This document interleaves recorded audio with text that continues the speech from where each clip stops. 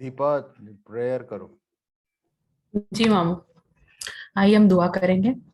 धन्यवाद धन्यवाद धन्यवाद देते हैं पैर प्रभु जी आज के सुंदर समय के लिए। पैर प्रभु जी कि तूने हम सबको ये मौका दिया है पैर प्रभु जी कि हम तेरे समीप आने पाए पैर प्रभु जी। पैर प्रभु जी हर एक लोग जो जुड़े हैं पैर प्रभु जी और जितने भी डिवाइसेस के थ्रू जुड़े हैं पैर प्रभु जी, उन सबको मैं तेरे चरणों के पास लाती हूँ पैर प्रभु जी। सारी गड़बड़ी को मैं पैर प्रभु जी यीशु मसीह तेरे नाम से कैंसिल करती हूँ पैर प्रभु जी। और खासकर मैं मामू के लिए धन्यवाद देती हूँ पैर प्रभु जी कि तूने उनको भला चंगा रखा है पैर प्रभु जी। और वो हमको जो भी सिखाते हैं पैर प्रभु जी तेरे वचन से पैर प्रभु जी, मैं तेरा धन्यवाद देती हूँ पैर प्रभु जी उसके लिए पैर प्रभु जी। दया करना पैर प्रभु जी, ये जो वचन हम सीखते हैं पैर प्रभु जी उसको हम सबसे पहले अपने ऊपर लागू करने पाए पैर प्रभु जी। पैर प्रभु जी तमाम आशीषों के लिए धन्यवाद देती हूँ और हर एक मामू के इक्विपमेंट्स को तेरे हाथों में सौंपती हूँ पैर प्रभु जी। एक बार फिर तुझे धन्यवाद देती हूँ आज के समय के लिए और ये छोटी सी दुआ यीशु मसीह के नाम से मांगती हूँ, सुनिए और कबूल करिए, आमीन। आमीन। गॉड आमीन। Bless you Deepa and your parents and दादी ऑल्सो। तो फिर से एक बार आज की संध्याकालीन अध्ययन में मैं सभी परिजनों का स्वागत करता हूं। और हम लोगों ने ट्रेवलेशन के विषय में बहुत सारी बातों को ध्यान किया और दिस इज द टाइम। 18 अध्याय जो है और 19 अध्याय जो है दी एंड होने वाला है ट्रिबुलेशन। और तब जो आखिरी मूवमेंट है 7वें साल का जो अंतिम काम है वही बच गया है। क्योंकि जितना विनाश, जितना लहू बहाना, जितना विनाश, जो भी नाशकारी बातें थी वो सब हमने कोशिश किया ध्यान देने का। आज हम लोग 19 चैप्टर में पहुंचे हैं जहां पर ये क्या पशु और झूठा भविष्यवक्ता इसको मारा जाएगा।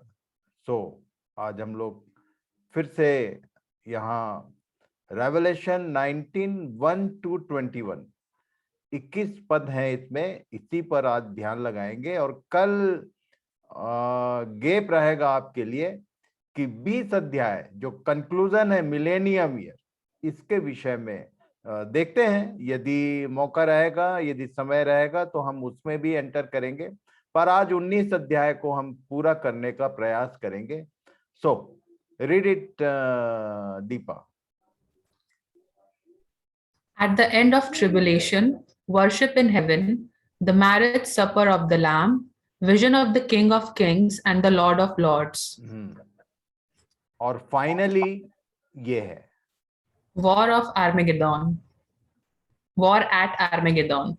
ये यहाँ आके ये कंक्लूड होने वाला है। मुख्य 4 काम है।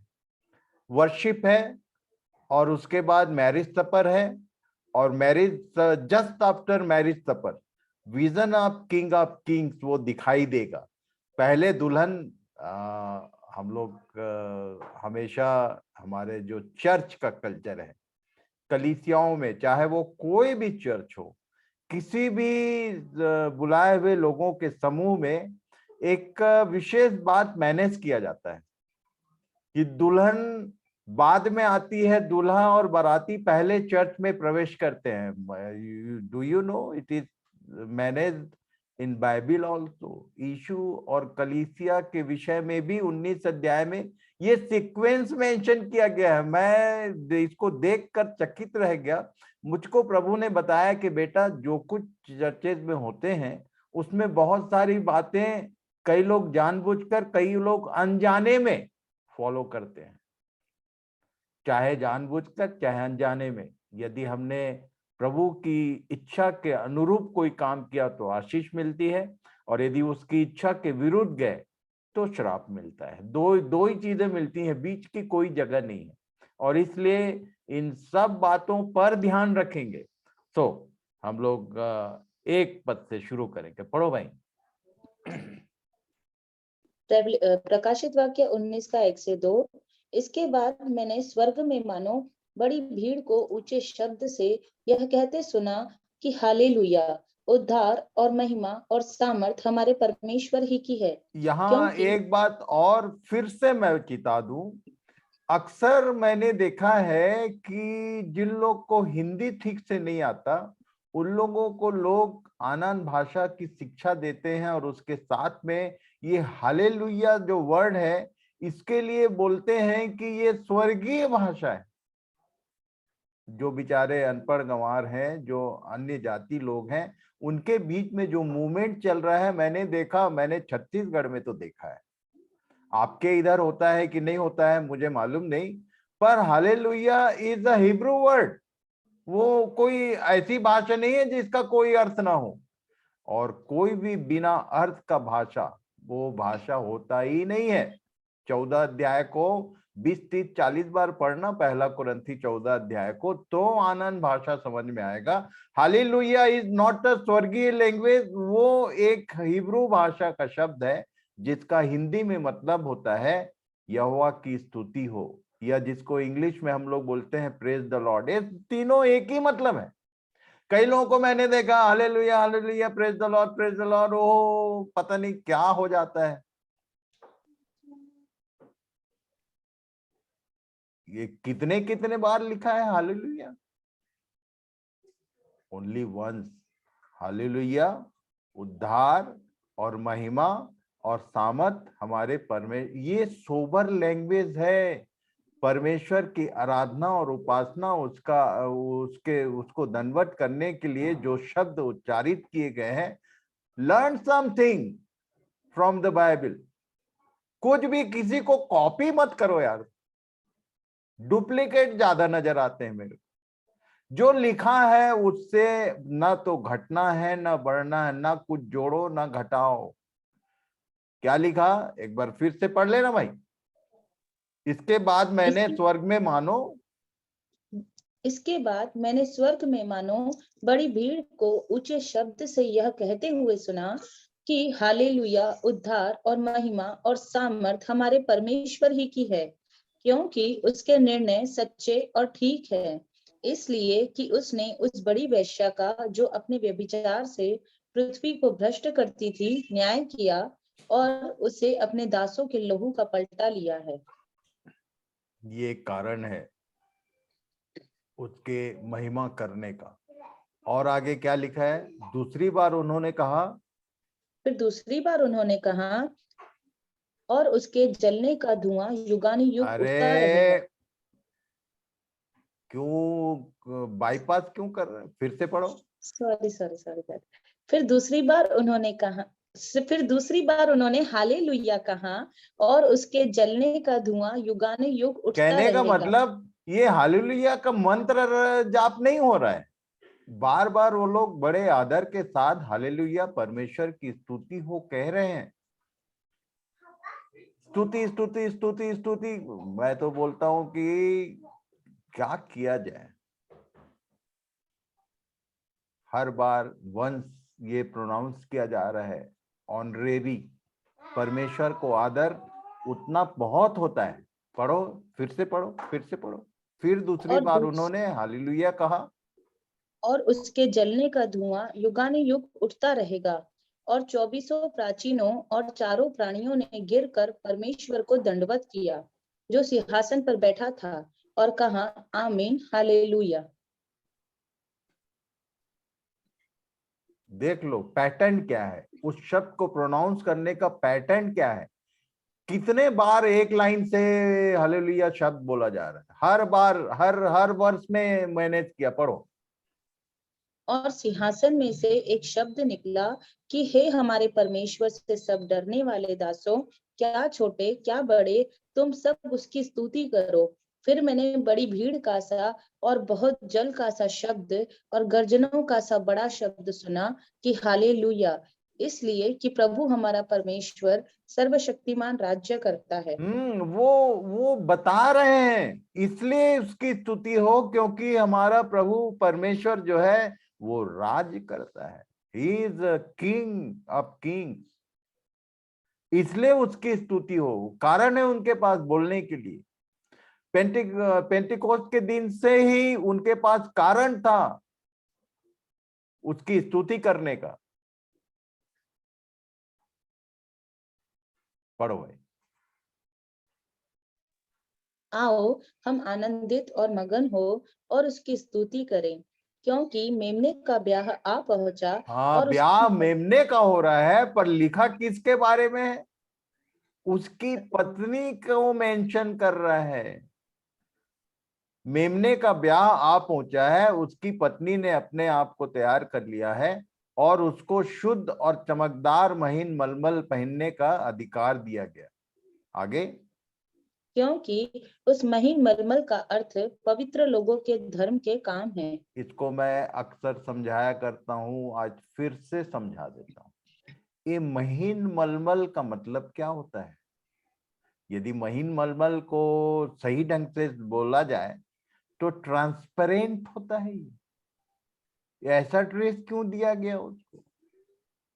कपड़ा भी पहनी है वो तो ट्रांसपेरेंट, उसको उसके लिए कांच का सा समुद्र शब्द यूज किया, ट्रांसपेरेंसी इज देयर। तो मैं महीन मलमल का अर्थ समझाया करता हूं कि बड़े बड़े कामों, अच्छा क्या लिखा है? महीन मलमल का अर्थ क्या है? क्योंकि उस महीन मलमल का अर्थ पवित्र लोगों के धर्म के काम है। आप जितने लोग हैं जो उस पवित्र क्रिस्तियानी कलीसिया बोलते हैं उसमें शामिल है, आपका हर काम उस वो कपड़ा जैसे सजावट के लिए होता है। उस दुल्हन का को जो पहनने का कपड़ा दिया गया है वो पवित्र लोगों के धर्म के काम है। इसलिए मैं बार बार एनकरेज कर रहा हूं कि ट्राई टू इन्वॉल्व योरसेल्फ। और इन्वॉल्व कहने का मतलब बड़े बड़े काम नहीं। उस दिन बहुतेरे कहेंगे कि हमने तेरे लिए तेरे नाम से बड़े बड़े काम किए। उनसे मैं खुलकर कह दूंगा कि हे कुकर्म करने वालों, मैं तुमको नहीं जानता। 7 अध्याय मत्ती में लिख दिया। मालूम है, यदि आप बड़े बड़े काम, चमत्कारी और आश्चर्यजनक काम, पवित्र आत्मा के कामों का दुहाई दोगे तो हो सकता है कि इनकार कर दिए जाओ। छोटा छोटा काम, छोटी छोटी जिम्मेदारी कौन करेगा?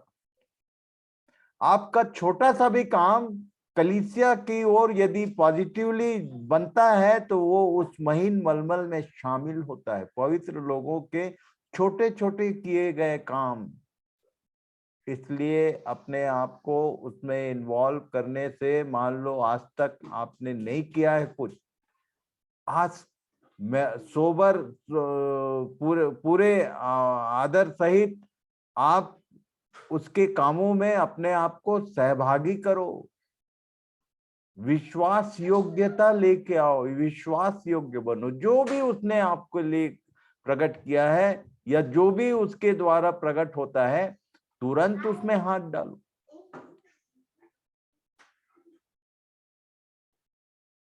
मैं आज ही सुबह एक बहन जी को समझा रहा था, फिलिप्पी 2 का 12-13 पढ़ो जरा। कई बार हमारे अंदर इच्छा उत्पन्न होती है पर हमको लगता है कि हमको कोई बताएगा, कौन बोलेगा। अरे भैया पढ़ लो यहाँ क्या लिखा हुआ, 12 और 13 पद, फिलिप्पी 2 अध्याय का 12-13। तो हे मेरे प्यारो, जिस प्रकार तुम सदा से आज्ञा मानते आए हो, वैसे ही अब भी वैसे न केवल यहाँ पर भी एक प्रश्न चिन्ह है कि आप सदा से आज्ञा मानने वालों में शामिल हो भी कि नहीं हो। Watch yourself. ये पौलुस पूरे विश्वास के साथ बोल रहा था, मैं भी पूरे विश्वास से बोल रहा हूं कि भाई तुम बात सुनने लगे हो, परमेश्वर की बात को मानने लगे हो। तो ये क्या बोल रहा है? वैसे ही फिर से पढ़ना, फिर से पढ़ना। सो हे मेरे प्यारो, जिस प्रकार तुम सदा से आज्ञा मानते आए हो, वैसे ही अब भी न केवल मेरे साथ रहते हुए, पर विशेष करके अब मेरे दूर रहने पर भी डरते और कांपते हुए अपने अपने उद्धार का कार्य पूरा करते जाओ। क्यों? हाँ, कुछ काम है तुम्हारा, उसको पूरा करो। वो भी इसलिए नहीं कि कोई देख रहा है कि नहीं देख रहा है। कोई तुम्हारा देखने वाला हो चाहे ना हो, खास करके मेरे दूर रहते हुए पौलुस कह रहा था। और आगे पढ़ो।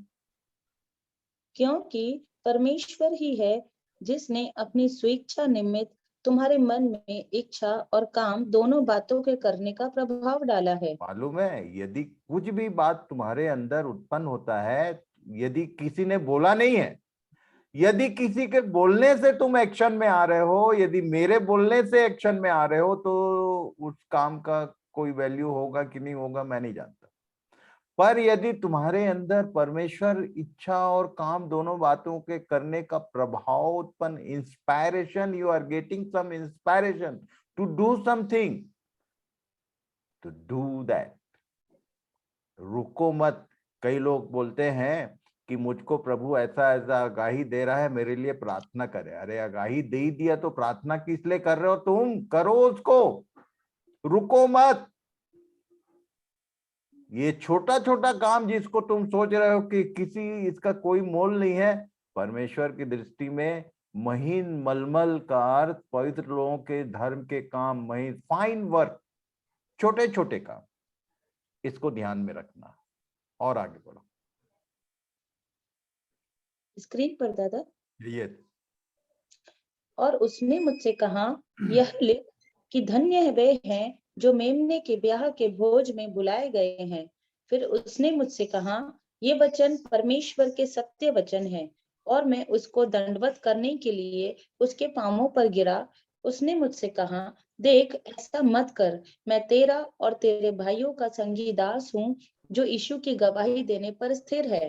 परमेश्वरी को दंडवत कर, क्योंकि यीशु की गवाही भविष्यवाणी की आत्मा है। तो एक यहाँ पर येलो कलर में मैंने एक नोटिस डाल रखा है। पढ़ भाई दीपा।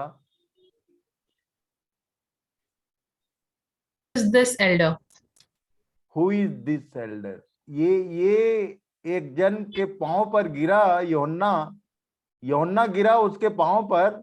तो कह रहा था कि अरे अरे अरे ऐसा मत कर, मैं तेरा और तेरे भाइयों का संगी दास हूं जो यीशु की गवाही देने पर स्थिर है। Who is this Elder? जिसने उसको बोला, मना किया, मेरे पांव पे मत गिर, परमेश्वर ही को दंडवत कर। कई बार हम लोग आपस में कोई ऐसा काम हो जाता है तो एक दूसरे को दंडवत या एक दूसरे को ऑनर करना शुरू करते हैं। वो ये देख लो यहाँ क्या लिखा है, हु वॉज दिस। ये एक बार और ये हो चुका है, इसलिए बोल रहा हूं कि थोड़ा बाइबल पढ़ने वाला जो होगा वो खोज लेगा। अभी इस बार फर्स्ट मंडे आ रहे हैं, सबको याद होगा मेरे ख्याल से फर्स्ट मंडे को क्या होता है, याद दिला दूं मैं। क्या होता है जी फर्स्ट मंडे को मार्गरेट? छुट्टी होता है।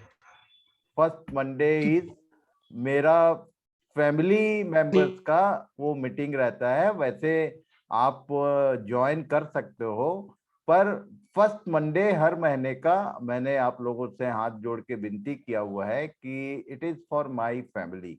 सो उसमें मैं नहीं बोलता हूँ, बोलने वाला कभी कभार मेरे को भी मौका रहता है, पर बोलने वाले मेरे फैमिली में बहुत सारे प्रभु के सेवा में हैं, वो बच्चे लोग सब बोलते हैं।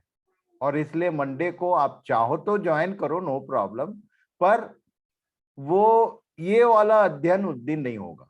तो इस बार 2 दिन का गैप है, कुछ कुछ बड़ा बड़ा होमवर्क देने वाला हूं मैं। एक तो ये है, इसको खोजना, उसके बाद आगे पढ़ते हैं।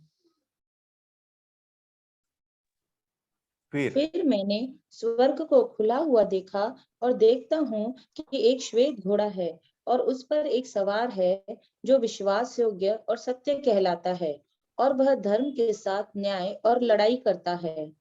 उसकी आंखें आग की ज्वाला है, और उसके सिर पर बहुत से राजमुकुट हैं, और उसका एक नाम लिखा है जिसे उसको छोड़ और कोई नहीं जानता।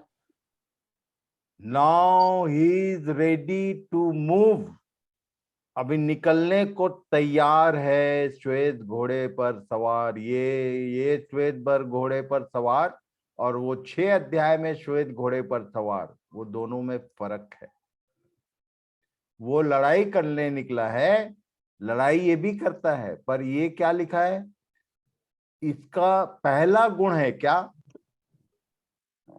और उस पर एक सवार है जो विश्वास योग्य और सत्य कहलाता है। और जो विश्व सबसे पहले जो फेथफुल है और जिसने ये कहा कि आई एम द ट्रुथ, और वह धर्म के साथ न्याय और लड़ाई करता है।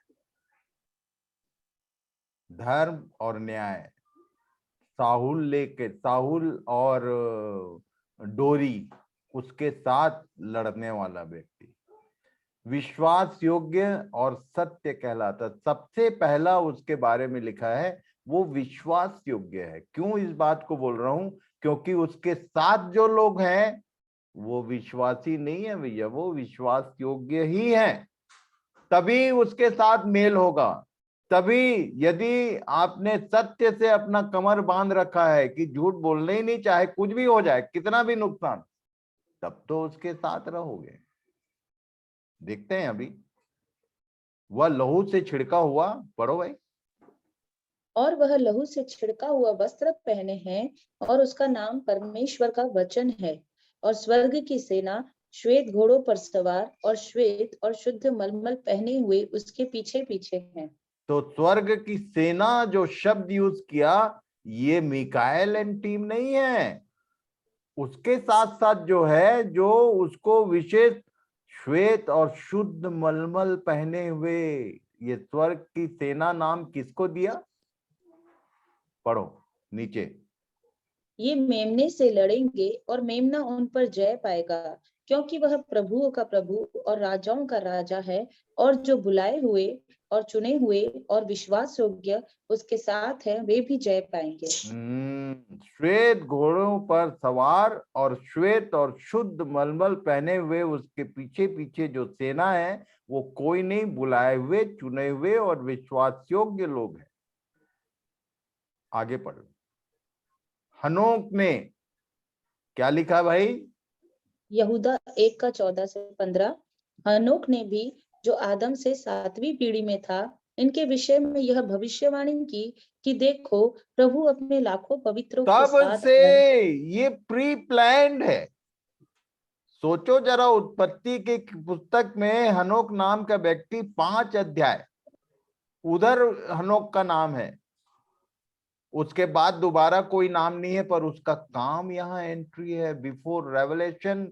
यहूदा ने इस बात को काउंट कर दिया, बता दिया।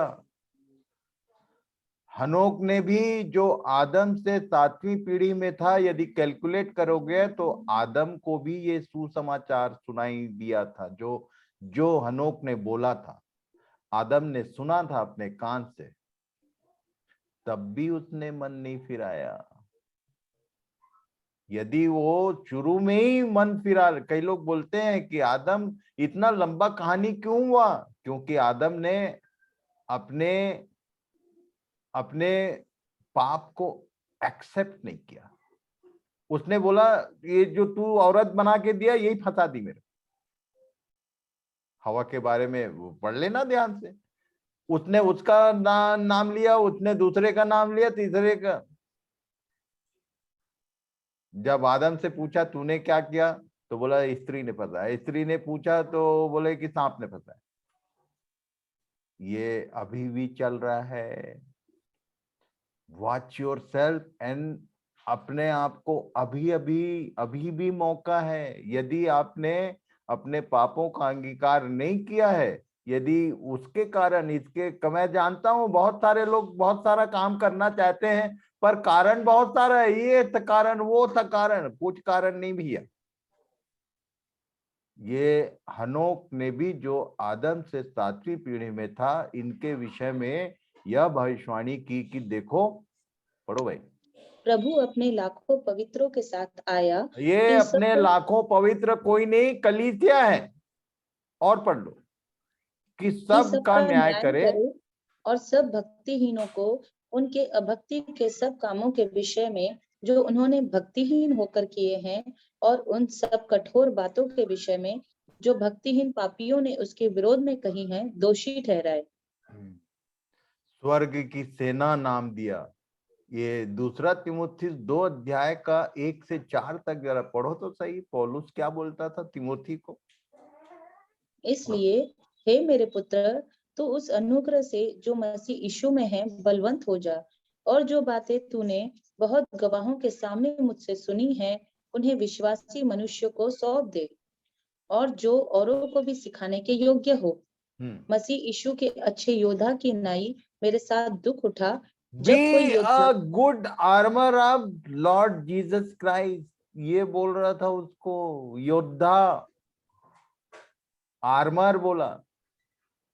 तो मसीह यीशु के अच्छे योद्धा की नाई मेरे साथ दुख उठा। अच्छा, काय का दुख भाई? आगे क्या, कल का जो विषय था उसका कंक्लूजन है ये। जब कोई योद्धा लड़ाई पर जाता है तो इसलिए, पढ़ो भाई, किस लिए? तो इसलिए कि अपने भर्ती करने वाले को प्रसन्न करे, अपने आप को संसार के कामों में नहीं फंसाता। मालूम है, आर्मी के विषय में थोड़ा बहुत नॉलेज होगा। आर्मी वाले को इवन सिविल ड्रेस पहनने का भी परमिशन नहीं होता है। इवन आप ट्रेन में देखना, बस में देखना, कहीं पर भी यदि किसी आर्मी वाले को देखोगे और यदि वो रिटायर्ड नहीं है तो उसका गन और उसका ड्रेस और उसका पूरा हमेशा वो एज इट इज रहता है। उसको यदि सिविल ड्रेस में देख लिया जाएगा तो कोर्ट मार्शल हो जाएगा। पता कर लेना मिलिट्री वालों, ये कोई एक्स आर्मी वाला रहता है हमारे इस अध्ययन में, उसको मालूम है। जो भी आर्मी में है उनको कभी भी अपने, ये यहाँ लिखा है नियम, ये है, इसको फॉलो करता है हर आर्मर। जब कोई योद्धा लड़ाई पर जाता है तो इसलिए कि अपने भर, हमारे लिए ये संसार तो युद्ध क्या बोलते हैं, बैटलफील्ड है। हमेशा लड़ाई चलते रहता है हमारा शैतान और उसकी सेना के साथ। इसलिए कि अपने भर्ती करने वाले को प्रसन्न करे, अपने आप को संसार के कामों में नहीं फंसाता। अब बात समझ में आता है तो ठीक, और नहीं आता है तो भी ठीक भाई, आगे पढ़ लो। और जाति जाति को मारने के लिए उसके मुंह से एक चोखी तलवार निकलती है, और वह लोहे का राजदंड लिए हुए उन पर राज्य करेगा। और वह सर्वशक्तिमान परमेश्वर के भयानक प्रकोप की जलजलाहट की मदिरा के कुंड में दाख रौंदेगा, और उसके वस्त्र और झांग पर यह नाम लिखा है, राजाओं का राजा और प्रभुओं का प्रभु। ये उस प्रभु का पिक्चर है जो अपने सेना के साथ आ रहा है, और जब आएगा तब क्या होगा, पढ़ लो भाई। जकर्या 14:4। और उस समय वह जलपाई के पर्वत पर पांव धरेगा, जो जब पूरे समय आएगा तो जिस पर्वत से गया है, वो जैतून पर्वत बोलते हैं उसको नए नियम में। पुराने नियम में जलपाई, जैसे पुराने नियम में दाख बोलते हैं, नए नियम में अंगूर की बारी बोला। जलपाई और जैतून एक ही शब्द है। ऑलिव माउंटेन, जिस पर्वत से गया है उधर ही पांव धरेगा। और तब क्या होगा, जो फिर से पढ़ लो, पूरब फिर से पढ़ लो। और उस समय वह जलपाई के पर्वत पर पांव धरेगा, जो पूरब और यरूशलेम के सामने है। तब जलपाई का पर्वत पूरब से लेकर पश्चिम तक बीचों बीच से फट कर बहुत बड़ा खंड हो जाएगा। तब आधा पर्वत उत्तर की ओर और आधा दक्षिण की ओर हट जाएगा। इतना बड़ा खाई बनेगा, लिखा है युद्ध होगा। जब पांव धरेगा तब उतरे पांव रखने से इतना बड़ा जर्क आने वाला है। और 12 पद में लिखा है, क्या लिखा है? और जितनी जातियों ने यरूशलेम से युद्ध किया है उन सबों को यहोवा ऐसी मार से मारेगा कि खड़े खड़े उनका मांस सड़ जाएगा, और उनकी आंखें अपने गोलकों में सड़ जाएगी, और उनकी जीभ उनके मुंह में सड़ जाएगी। इसको क्या बोलते हैं? Chemical war. अभी तक हम लोग न्यूक्लियर वॉर और क्या क्या सुने हैं, परमाणु युद्ध और क्या क्या, ये केमिकल वॉर, कि कुछ न कोई फायरिंग करने की जरूरत नहीं होगी, खड़े खड़े मांस सड़ जाएगा और आंखें अपने गोलकों में सड़ जाएंगी और उनकी जीभ उसके मुंह में सड़ जाएगी। ऐसी मार से मारेगा किसको? जिन्होंने यरूशलेम को घेर कर रखा है चारों तरफ से, वो 3 मेढक लोग जो जमा किए हुए हैं, उनके विषय में बोल रहा है। आगे बढ़ो। फिर मैंने एक स्वर्गदूत को सूर्य पर खड़े हुए देखा, और उसने बड़े शब्द से पुकार कर आकाश के बीच में से उड़ने वाले सब पक्षियों से कहा, आओ परमेश्वर की बड़ी प्यारी के लिए इकट्ठे हो जाओ, जिससे तुम राजाओं का मांस और सरदारों का मांस और शक्तिमान पुरुषों का मांस और घोड़ों का और उनके सवारों का मांस और क्या स्वतंत्र, क्या दास, क्या छोटे, क्या बड़े, सब लोगों का मांस खाओ। इसको मैं बोलता हूँ, जितने मांसाहारी पक्षी हैं उनका सब पर होने वाला है। इतनी बुरी मार से मारेगा इसको। यदि ध्यान से देखोगे, डैनियल के जो 1260 दिन और उसके बाद 1335 दिन और जो जो लिखा है, कुछ नहीं, ये यरूशलेम के चारों तरफ जो मांस फैला रहेगा,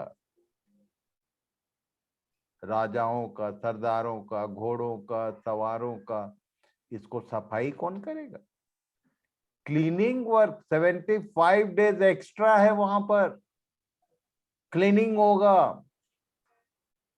1000 वर्षीय राज्य के शुरू होने के पहले वो सड़े हुए सारे मांस को खाने के लिए पक्षियों को, आकाश के बीच में से उड़ने वाले सब पक्षियों से कहा, आओ परमेश्वर की बड़ी बिहारी के लिए इकट्ठे हो।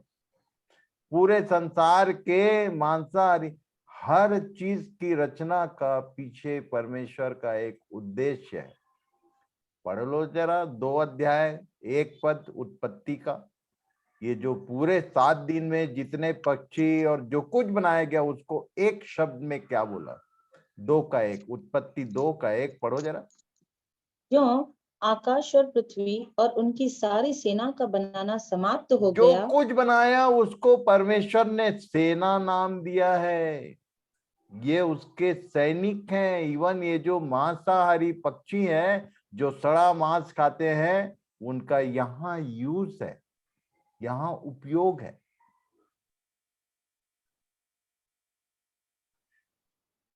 सोचो जरा कैसा परमेश्वर है वो। इतना भयंकर नरसंहार और क्या क्या लिखा, जिससे तुम राजाओं का मांस, सरदारों का मांस, शक्तिमान पुरुषों, उतने लोगों का जो डेड बॉडी को ये क्या वो कितना बड़ा प्रोजेक्ट हो जाए। कुछ नहीं, ये लोग खा के पचा देंगे, सबका मांस खाओ। उसके बाद क्या लिखा भाई? फिर मैंने उस पशु और पृथ्वी के राजाओं और उनकी सेनाओं को उस घोड़े के सवार और उसकी सेना से लड़ने के लिए इकट्ठे देखा, और वह पशु और उसके साथ वह झूठा भविष्यवक्ता पकड़ा गया, जिसने उसके सामने ऐसे चिन्ह दिखाए थे जिनके द्वारा उसने उनको भरमाया, जिन्होंने उस पशु की छाप ली थी और जो उस मूरत की पूजा करते थे। ये दोनों जीते जी उस आग की झील में जो गंधक से जलती है डाले गए, और शेष लोग उस घोड़े के सवार की तलवार से जो उसके मुंह से निकलती थी मार डाले गए, और सब पक्षी उनके मांस से तृप्त हो गए। इस तरह से ट्रिबुलेशन का एंड होने वाला।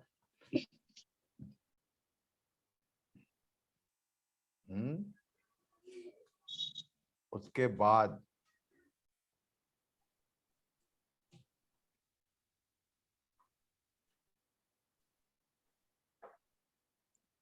पढ़ो भाई।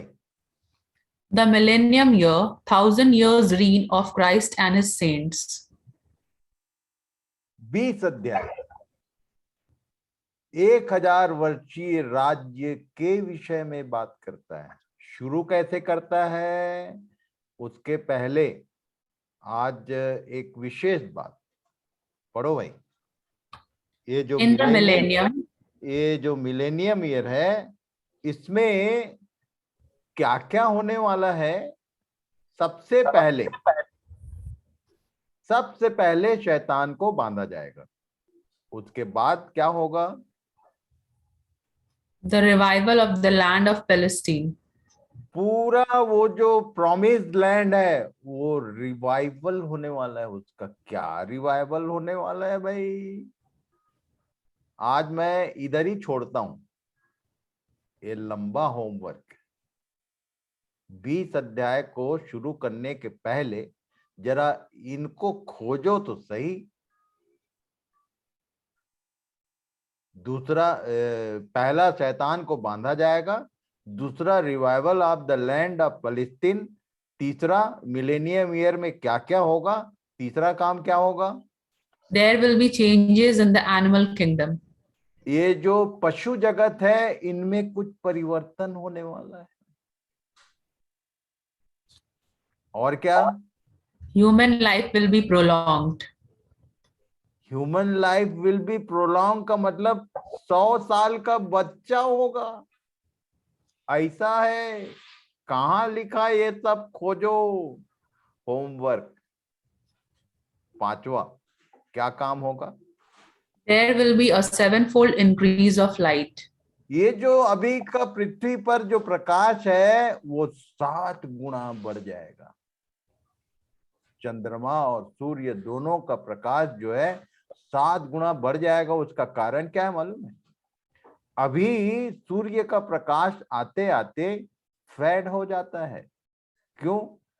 ये दुनिया भर का जो इंडस्ट्रियल धुआं और डस्ट, और मालूम है कोरबा के बारे में गिनीज बुक के रिकॉर्ड में जब मैं जॉब करता था उन दिनों में एक नोटिस आई थी कि जब सैटेलाइट से कोरबा एरिया को देखा जाता है तो केवल काला काला धुआं दिखाई देता, कुछ नहीं दिखता है। इतना ज्यादा पॉल्यूशन। और वो हाल अभी केवल कोरबा का नहीं है, दिल्ली का भी वही हाल है, बॉम्बे का भी वही हाल है। जितने मेट्रो सिटीज हैं ये सब पॉल्यूटेड है। इसके कारण सीधा प्रकाश आता नहीं है। मालूम है सूर्य के सीधे प्रकाश में यदि क्लीन सनलाइट है तो सो मेनी हीलिंग पावर उसमें है। बहुत सारे शारीरिक बीमारियां उसके कारण बनी रहती हैं क्योंकि सनरेज नहीं मिलता है। डॉक्टर्स को पूछना, वो बताएंगे कि अर्ली मॉर्निंग यदि खुला सूर्य है तो जितना सहन हो सकता है ओपन बॉडी।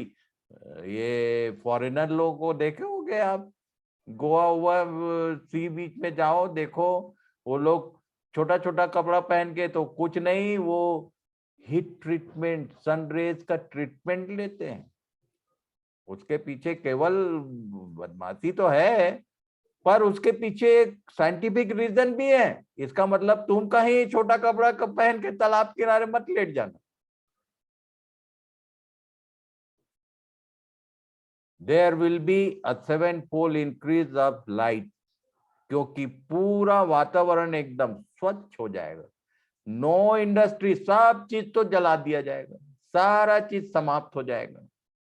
सारा इंडस्ट्री, सारा जो टेक्नोलॉजी, सारा सब चीज जाता रहेगा। 1000 वर्षीय राज्य के शुरू होने के पहले ये सब बातें किधर लिखा है ये खोजना है।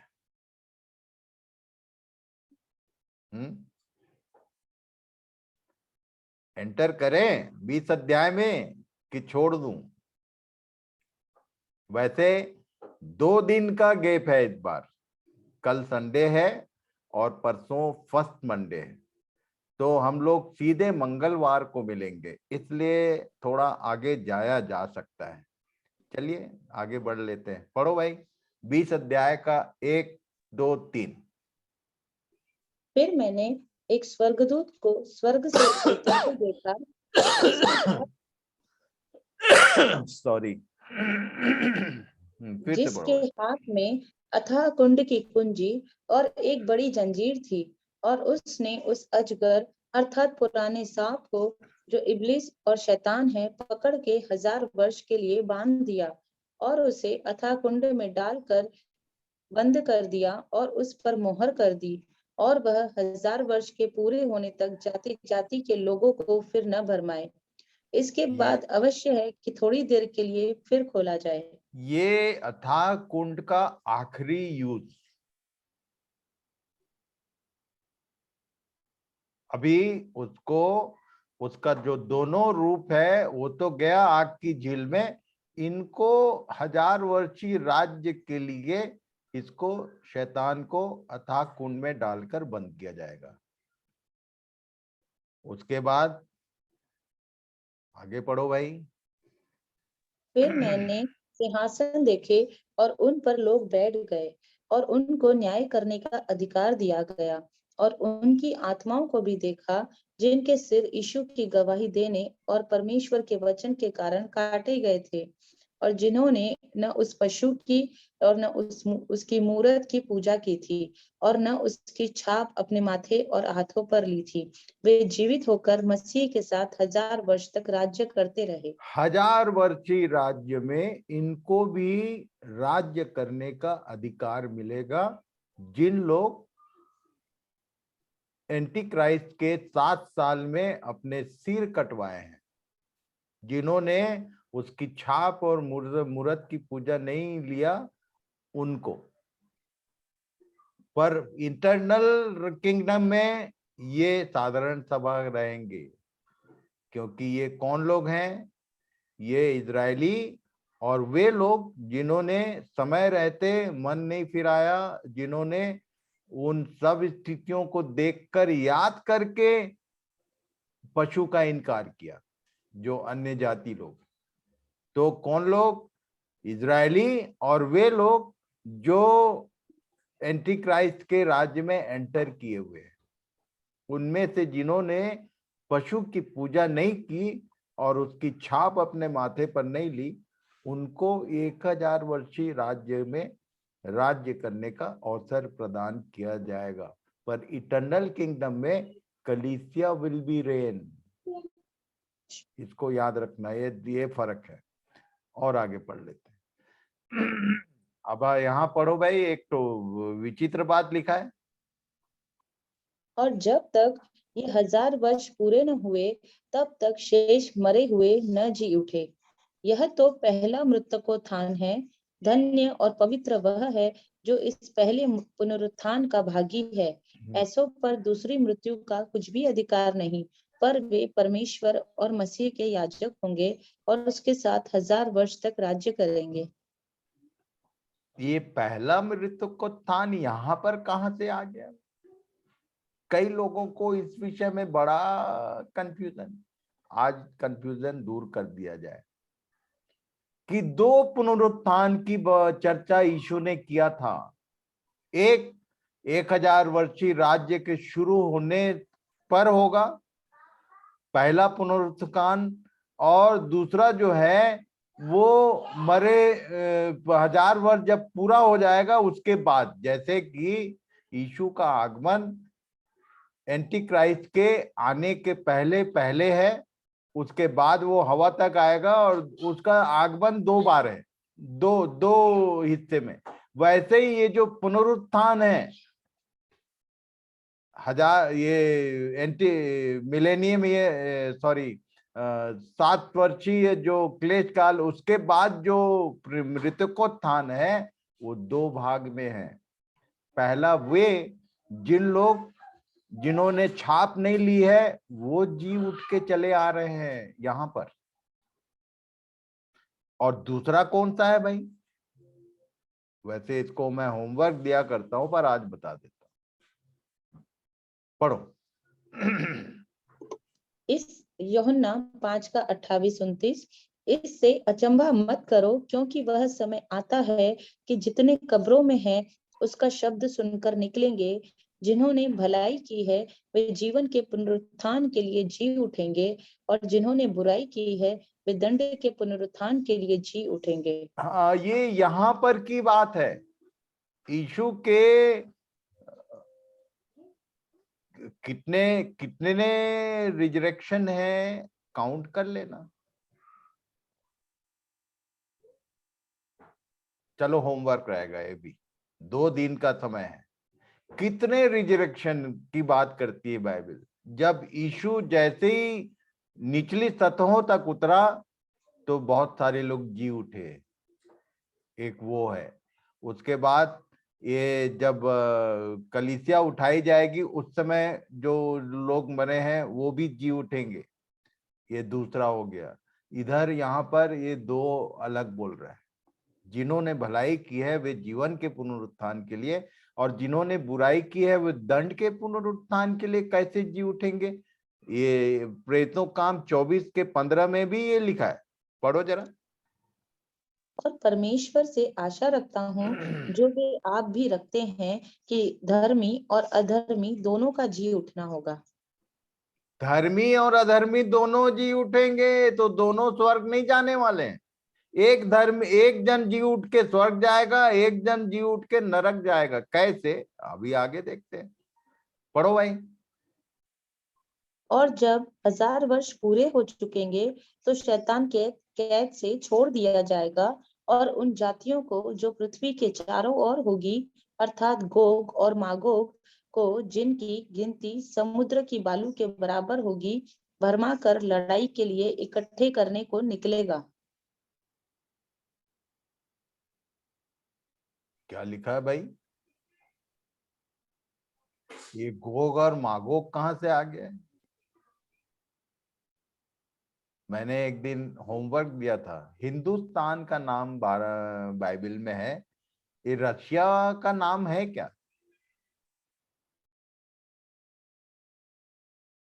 पता नहीं इस अध्ययन में दिया था या किसी और को दिया था, ध्यान में नहीं आ रहा।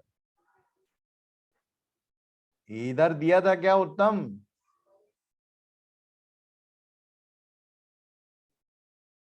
तो गायब है वो, याद नहीं आ रहे। याद नहीं आ रहा है, तो फिर किसी और ग्रुप में दिया होगा। नीतू तुमको याद है क्या? पुराने नियम में बाइबल नाम की किताब में सब देशों के नाम है, और इवन हिंदुस्तान का भी नाम है। एस्तर में हिंदुस्तान, जी, रशिया एस्तर का की नाम कहीं पर है? रशिया का नहीं पता दादा, हिंदुस्तान का एस्तर में है। अरे बाकी कौन कौन से देशों के नाम बाइबल में है, खोजबीन तो करो, इसको भी खोज लिए रहे। अमेरिका का नाम तो है ही नहीं, अमेरिका शब्द बाइबल में है ही नहीं, बाकी सारे शब्द मिल जाएंगे। इथियोपिया का नाम है, जितने देश हैं सब लगभग सबके नाम मिलेंगे, अमेरिका का नाम नहीं। और लोग अमेरिका जाने के लिए पागल रहते हैं, खासकर ईसाई लोग। ऐसा लगता है कि अमेरिका जो है वो स्वर्ग है और यीशु मसीह है डॉलर।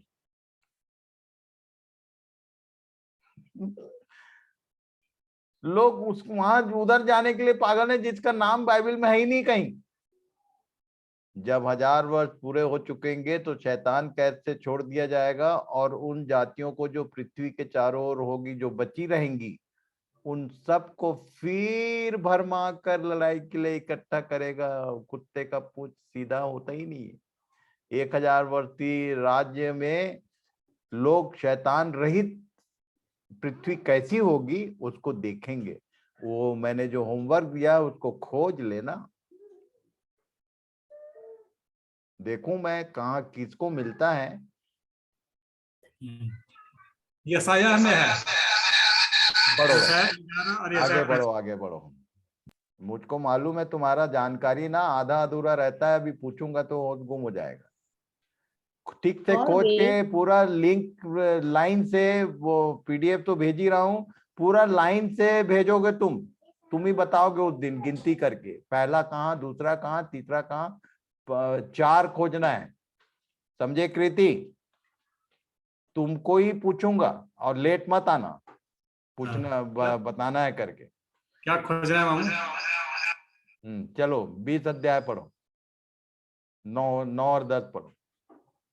और वे सारी पृथ्वी पर फैल जाएगी, और पवित्र लोगों की छावनी और प्रिय नगर को घेर लेगी, और आग स्वर्ग से उतरकर उन्हें भस्म करेगी, और उनका भरमाने वाला शैतान आग और गंधक की उस झील में, जिसमें वह पशु और झूठा भविष्यवक्ता भी होगा, डाल दिया जाएगा, और वे रात दिन युगानुयुग पीड़ा में तड़पते रहेंगे।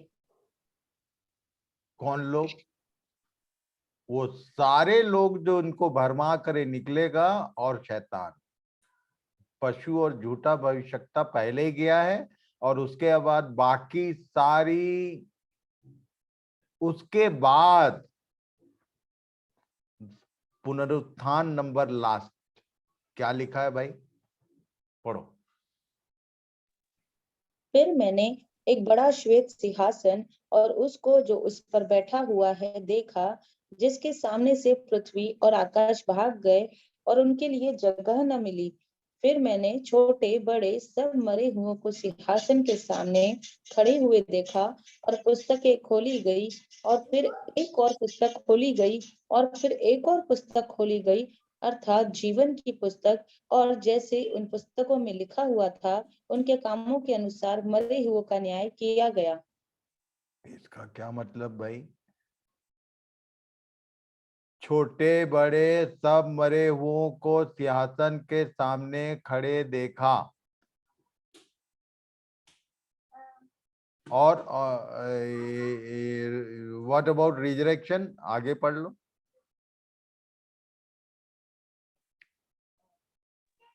रास्ते अलग अलग है, पर जानना एक। वेट वेट,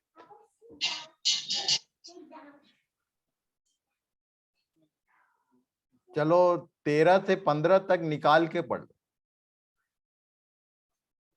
ही।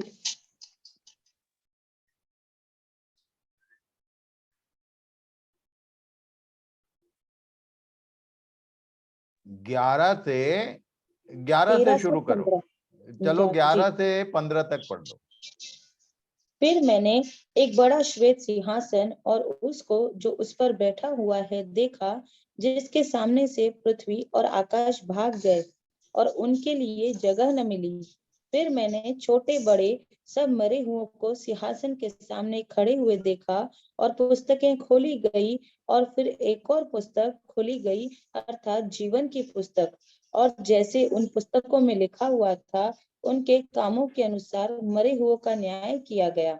हाँ, और एक समुद्र विशेष ने। बात आगे है, इसलिए उसको पढ़वा रहा हूं मैं, क्योंकि चर्च का जो कॉन्सेप्ट है कब्रिस्तान से जुड़ा हुआ है। कब्रिस्तान में जगह मिलेगा कि नहीं, इसलिए लोग मेंबरशिप के पीछे पागल है। इधर क्या लिखा है भाई, पढ़ो तो सही। और समुद्र ने उन मरे हुओं को जो उसमें थे दे दिया, और मृत्यु और अधोलोक ने उन मरे हुओं को जो उनमें थे दे दिया, और उनमें से हर एक के कामों के अनुसार उनका न्याय किया गया। और मृत्यु और अधोलोक भी आग की झील में डाले गए।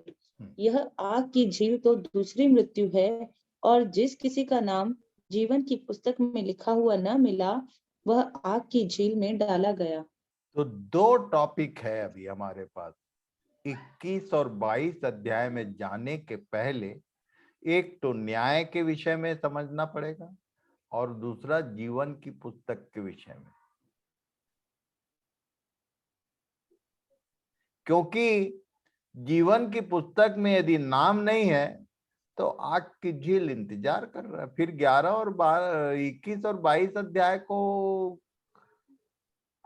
चलो इस बार 21 और 22 को पहले बता दिया जाएगा, उसके बाद जीवन की पुस्तक के विषय में ध्यान करेंगे, कि कम से कम उन बातों को, नहीं तो रह ही जाता है।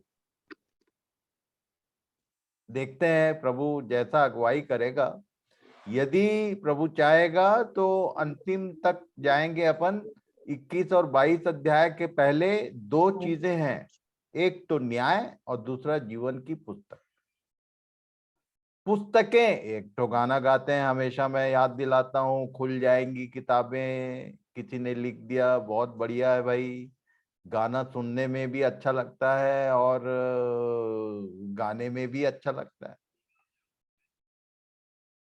पर कभी उन किताबों के विषय में खोजबीन किया कि किताबें कितनी हैं, वो रिकॉर्ड बुक, वो सारा रिकॉर्ड बुक बताने वाला हूं मैं। न्याय को देखेंगे, व्हाइट थ्रोन के सामने जो रिकॉर्ड्स हैं, क्या क्या रिकॉर्ड खुलेगा, कौन कौन सी किताबें हैं, वो क्या क्या रिकॉर्ड करके प्रभु रखा हुआ है। CR बोलता हूं मैं, CR। जो चलो अच्छा है, बहुत सारे टाटा में जॉब करने वाले लोग, जो CR बोलने से जो गवर्नमेंट जॉब में वाले हैं वो ही समझेंगे। प्राइवेट सेक्टर में CR बुक पता नहीं होता है कि नहीं होता है, पर गवर्नमेंट सेक्टर में होता है। एनीवन कैन टेल CR का फुल फॉर्म क्या है? Confidential report. तुम तो जॉब में हो नहीं, तुमको कैसे मालूम? जनरल नॉलेज है। Very good. चलो अच्छी बात है। मुझे भी मालूम नहीं था। जब मैंने ये अध्ययन शुरू किया तो मैंने कितने साल पहले, 30 साल पहले, ये 30 साल से शेयर कर रहा हूं मैं सब बातें, और हर बार एक नई चीज जुड़ती है। मैं हर बार सीखता हूँ, सिखाता हूँ और सीखता हूँ। जो पुराने लोग हैं उनको समझ में आता होगा कि भैया पहले तो ये बताए नहीं थे। CR मैंने पता किया, NTPC में, बाल्को में, जितने सेंट्रल और जितने स्टेट के जो गवर्नमेंट के जो डिपार्टमेंट होते हैं, पर्सनल सेक्शन में एक रजिस्टर होता है, उसमें कॉन्फिडेंशियल रिपोर्ट लिखा जाता है। यदि तुम फेथफुली काम कर रहे हो तो उसमें गुड रहता है, और उसी के ऊपर कई बार प्रमोशन पॉलिसी डिपेंड करता है। कई लोगों का प्रमोशन रोक दिया रहता है, 5 साल 6 साल 7 साल हो गया, क्यों? CR खराब है बोलते हैं। उसका वर्क रिपोर्ट, कॉन्फिडेंशियल रिपोर्ट जो है वो निगेटिव है, इसलिए प्रमोशन मिल नहीं रहा है। मालूम है बाइबल में भी CR है, तुमको पता नहीं है। पता किस लिए नहीं है? क्योंकि पढ़ते नहीं। तुम यदि रूल रेगुलेशंस की किताब को यदि पढ़ोगे, जो जो हर कंपनी का होता है, तो उसमें CR बुक का मेंशन वो मिलेगा। बाइबल को भी यदि ध्यान से पढ़ोगे, एक तो मैं बता ही देता हूं, मलाकी 3:16 एकदम कॉमन है। वो क्या लिखा है भाई? किताबें खुल जाएंगी, किताबें में एक कॉमन किताब बता देता हूं। 300। तब यहोवा का भय मानने वालों ने आपस में बातें की, और यहोवा ध्यान धर कर उनकी सुनता था। और जो यहोवा का भय मानते और उसके नाम का सम्मान करते थे, उनके स्मरण के निमित्त उसके सामने एक पुस्तक लिखी जाती थी। उसके सामने एक कहानी किताब नहीं है भैया, बाइबल है। विश्वास करो तो ठीक, ना करो तो ठीक, मुझे क्या लेना देना है। पर ये लिखा है जो गॉड फियर पीपुल है उनका रिकॉर्ड है। भाई जो बालकों में जॉब में नहीं है, तो बालकों में क्यों तुम्हारा रिकॉर्ड रखा जाएगा? टाटा में जो काम ही नहीं करता है, अब ये मार्गरेट ने बता दिया जनरल नॉलेज के अनुसार, पर उसका रिकॉर्ड टाटा क्यों रखेगी? वो तो जॉब करती नहीं।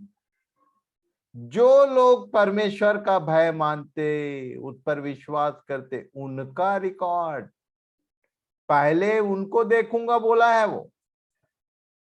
पर परमेश्वर के घर से न्याय का आरंभ इधर से होगा। जब पुस्तक खोली जाएगी तो पहली किताब कौन सी है? कि तुम आपस में भय मानने वाले लोग, खासकर कहां से शुरू होता है? कलीसिया की इकाई कहां से शुरू होती है? 2 या 3 ब्याह हुआ ना, पति और पत्नी, परमेश्वर के उपस्थिति में दो जन यदि पति और पत्नी के रूप में जोड़े गए, तो कलीसिया का आरंभ, घर की कलीसिया यहां से शुरू होती है। तुम दोनों जो भय मानने वाले लोग हो, जो परमेश्वर का नाम लेते हो, तुम्हारी बातचीत का रिकॉर्ड इधर रखा हुआ है भैया, वो खुलेगा। तुम बोलो मत बोलो, कुछ लोग बाहर से, अरे भैया ये परमेश्वर है, क्या लिखा, फिर से पढ़ लो भाई। तब यहोवा का भय मानने वालों ने, यदि भय नहीं मानते तो तुम्हारे लिए नहीं है।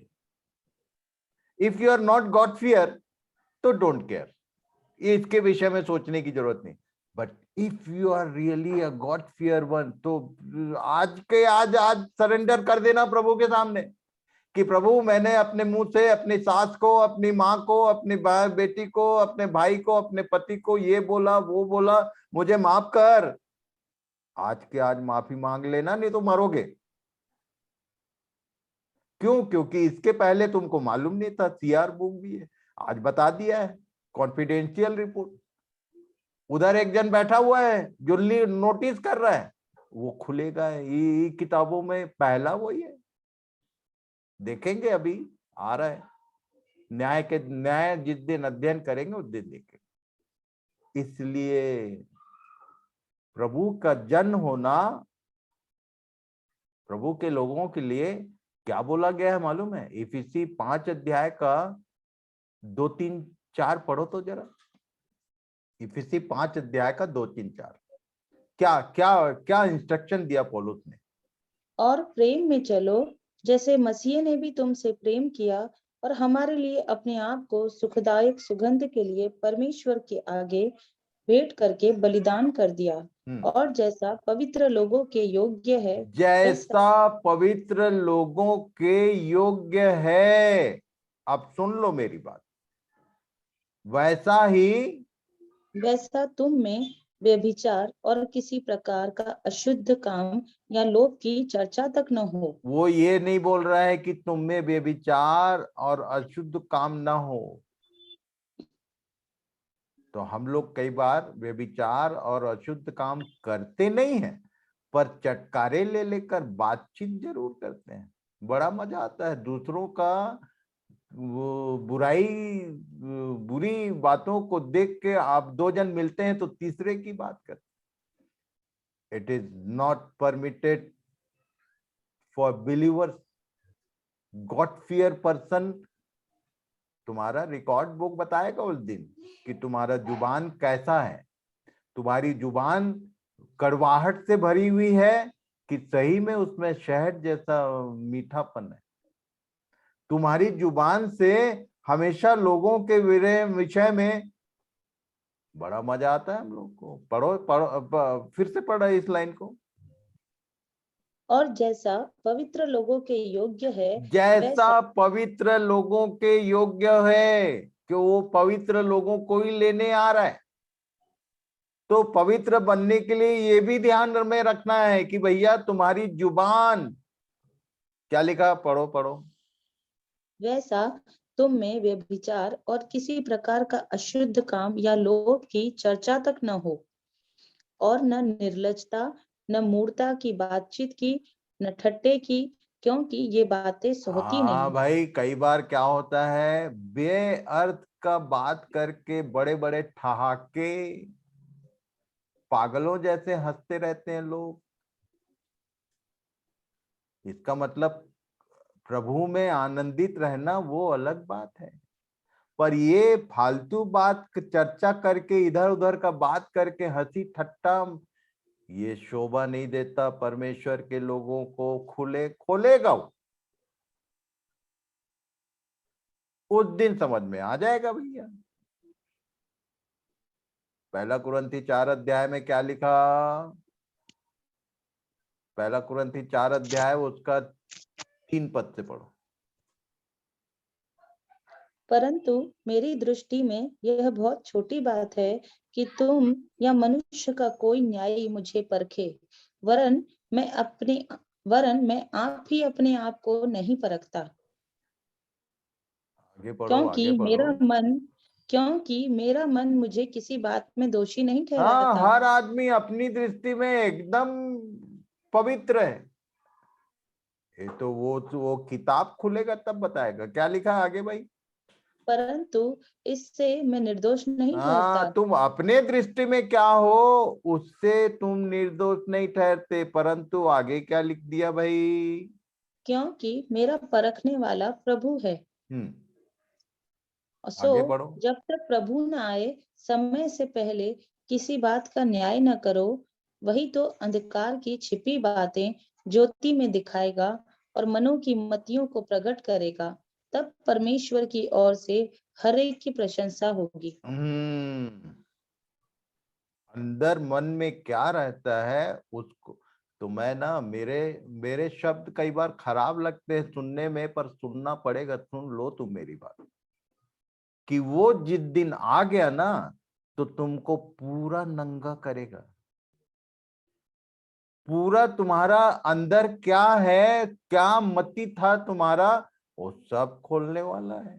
पौलुस यही बोल रहा था कि वो प्रकट करेगा, वो बताएगा कि व्हाट यू वाज, और उसी के अनुसार न्याय होगा भैया। तो न्याय के आगे आने से दया डरो, और आज के आज माफी मांग लो। याद, जहां तक याद आ सकता है कि मुंह से यदि उठान कभी किसी के लिए कुछ बोला है, पति पत्नी के लिए, पत्नी पति के लिए, या आपस में परिवार एक दूसरे के लिए, मे गॉड ब्लेस यू।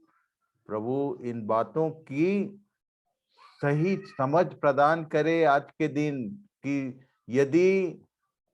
यदि आज समझ जाओगे, आज यदि इस बात को एक्सेप्ट कर लोगे, तो उस दिन बच जाओगे। प्रभु सहायता करे, सबको आशीष दे परमेश्वर।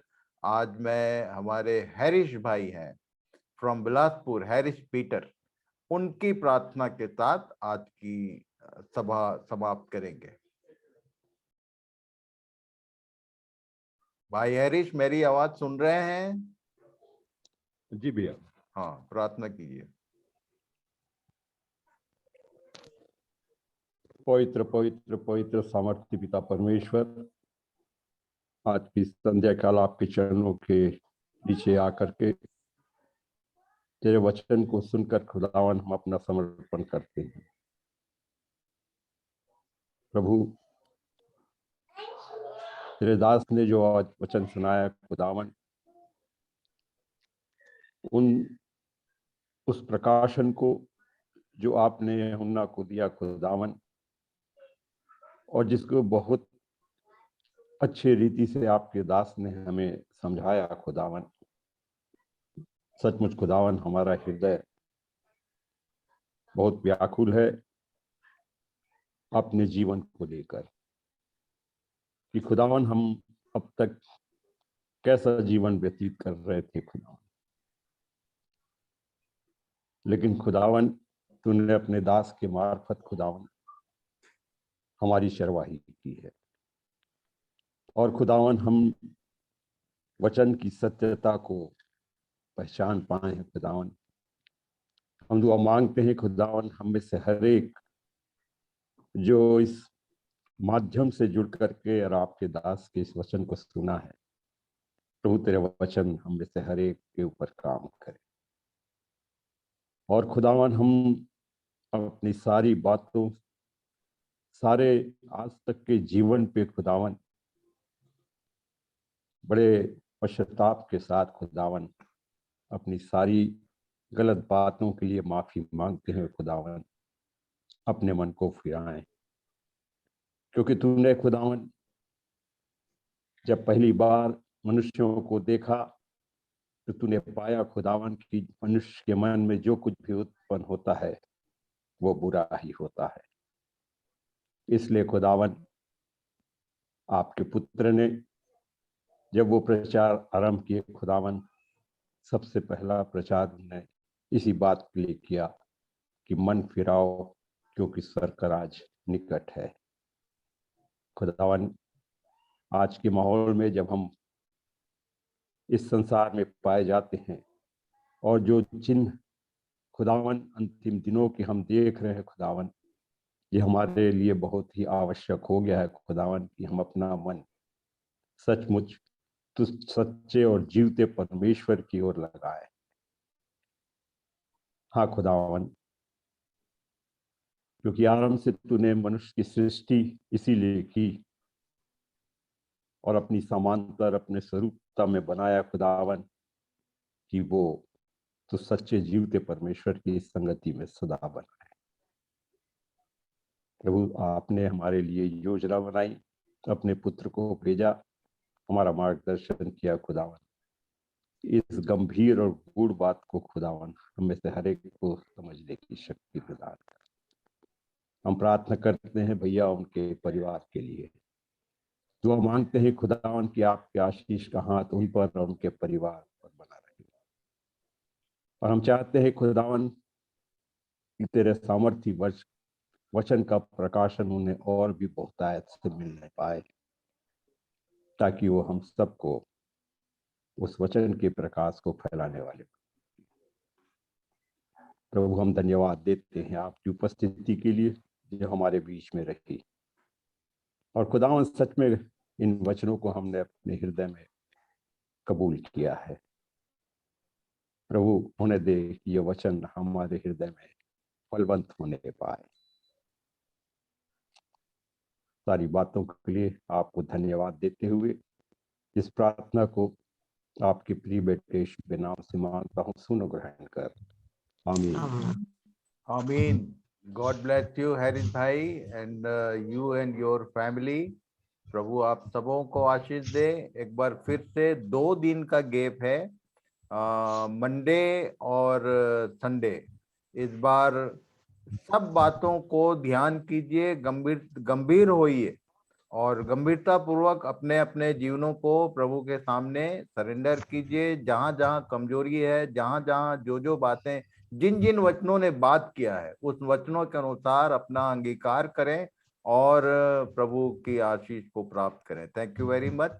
God bless you all.